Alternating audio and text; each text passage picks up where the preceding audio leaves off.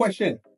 How would your life change if 2025 became the year you discovered your true self, found peace, and learned to walk through life with purpose and joy? Today, I want to share how 2024 was the most transformative year of my life and how you can make 2025 your best year yet. Now, let's talk about New Year's resolutions. New Year's resolutions aren't just about setting goals, they're about redefining who we are as a person. Last year, I decided to take the most important journey of my life, which I am still on. I chose to explore my spirituality. This one decision changed everything for me. It helped me to overcome my doubts, let go of my ego, which we're working on that every day, and step into a life filled with love, peace, and purpose. But I'm going to tell you guys, it wasn't easy, and that's exactly why it's been worth it. In this video, I'll share my story, some practical advice to help you stick to your resolutions, and a challenge, a fun one at that will make 2025 a year for you to remember. My name is Joe Concepcion, and this is Life on Purpose.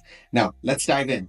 Now, I'm going to start off with a little bit of a tangent here, which is a personal story, but I'm going to lead this into how you can take charge of your 2025 New Year's resolution and tackle them like a boss. In 2024, I made the life-changing decision to prioritize my spirituality. I started by reading religious texts from different faiths like Hinduism, Buddhism, Judaism, Christianity, Taoism, you name it. And what struck me was how similar their core messages are. At their heart, they all teach us to love one another, to do good, and to live in the present moment. For example, in the Bible, Jesus tells us, love your neighbor as yourself. That's in Mark 12:31. In the Bhagavad Gita, which is a Hindu text, Krishna, which is God, says, he who has no ill will to any being, who is friendly and compassionate, that devotee is dear to me. In Buddhism, the Dalai Lama teaches us, love and compassion are necessities, not luxuries. Without them, humanity cannot survive. And in the Torah, the commandment to love your neighbor as yourself is echoed again in Leviticus 19:18. This realization that love is universal gave me a profound sense of peace. I started meditating daily, praying, and talking to God. And I learned to let go of my ego through this. For years,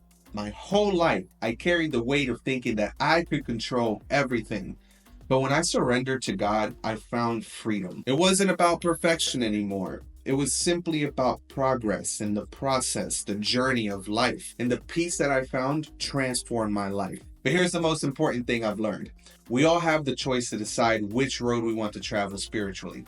And I'm not here to convince you to believe in what I believe in, but maybe to reinforce your faith in something greater than yourself. Because when you have that, you don't have to walk this life alone. Now, I wanted to bring this up on purpose because I feel like if you can align yourself spiritually, then you can tackle on any other thing in life that you want to tackle. Now, many of you are already walking this path, and that's absolutely incredible. But maybe you're looking to conquer other challenges in your life. And let me tell you that this same approach of giving everything you have toward your ultimate goal will help you overcome whatever your New Year's resolutions are. This is about committing to growth, no matter what form it takes for you. If you're ready to transform your life in 2025, here's my advice. Choose one resolution that truly matters to you, something that aligns with your values and your highest self, and then commit 1 hour every day to it. Jomar, 1 hour is a lot of time. Yes, it is. It is. But sacrifice is what leads to change. Every skill, every breakthrough, every bit of growth starts with consistent effort. Think of it this way. If you want to get healthy, for example, and that was your New Year's resolution, 1 hour of exercise a day can reshape your body and your mind over time. If you want to grow spiritually, 1 hour of prayer, meditation, or study, like reading books, can open your heart to so many new possibilities. And here's the magic. When you make this commitment, it starts to feel less and less and less like a sacrifice and more like a gift that you give yourself every single day. By the way, this is how habits form. And once it becomes a habit, it becomes who you are. And this is the essence of growth, becoming the person that you've always wanted to be. And this is incredibly impactful because it's intentional. You're telling yourself and the universe or God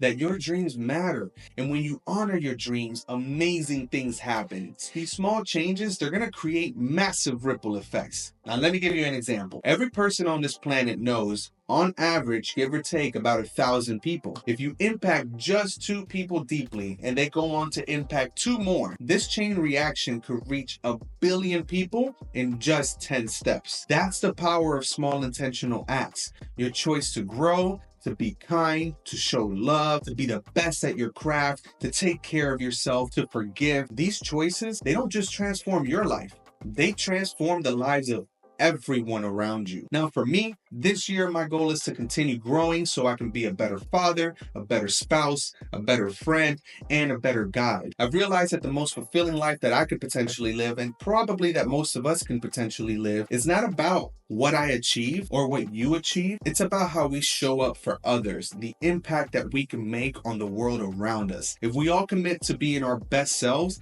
imagine how much brighter the world could be. Now, remember I told you at the beginning that we were going to do a challenge this year, and this is going to be fun, so we're going to make this fun.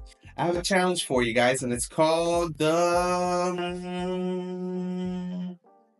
we'll call it the New Year's Eve challenge. I want you to take some time today, tonight, tomorrow, but make it like as soon as possible to reflect on what that most important New Year's resolution is for you in 2025. Then, if you really want to make this fun, you can make a little trip to the store and pick out a beautiful Christmas card or New Year's card. But if you're like me and you don't want to do all of that because traffic, blah, blah, blah, blah, blah, blah, blah, blah, blah, blah, just grab a piece of paper. On that piece of paper, write yourself a heartfelt note. And here's what you're going to do. You're going to congratulate your future self for having the courage to take on your biggest challenges this year and succeeding. So what we're doing here is we're stepping into the future with confidence and saying, you did it. And here's the best thing that you can do with that card. Put it somewhere that you'll see every day. Maybe on your desk or your nightstand or your work desk. And let it be a daily reminder of who you're striving to become. And when the year's over and New Year's Eve comes around, and we've been looking forward to it because we took on this challenge, you get to open up that note and celebrate the incredible person that you've become. Trust me, this small act can keep you motivated and inspired all year long. Now we're gonna segue on to one little other thing that I want to tell you guys before this video is over. Here's the truth, guys. The present moment is all we ever truly have. The past is gone. The future is never promised. But right now, this moment, right now, this is a gift. And that's why it's called the present.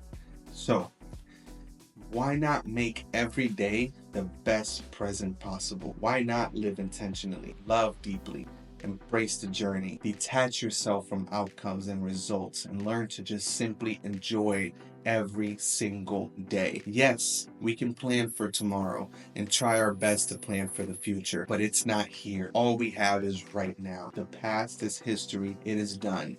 If there are things in the past that are bringing you depression or anxiety or anything like that, you've got to learn how to be able to let go. Forgiveness is a huge part in this, whether it's forgiving yourself or forgiving others. 2025 is your chance to write a new chapter, to grow, and to live with purpose. Let's make it a year that we'll never forget. Thank you for being here, for listening, and for choosing to walk this path with me. I can't wait to hear some of your stories and see the incredible transformations that you achieved this year. Let's do this together. Let's make 2025 the greatest year in the history of the world. My name is Jomar Concepcion. Thank you for watching Life on Purpose.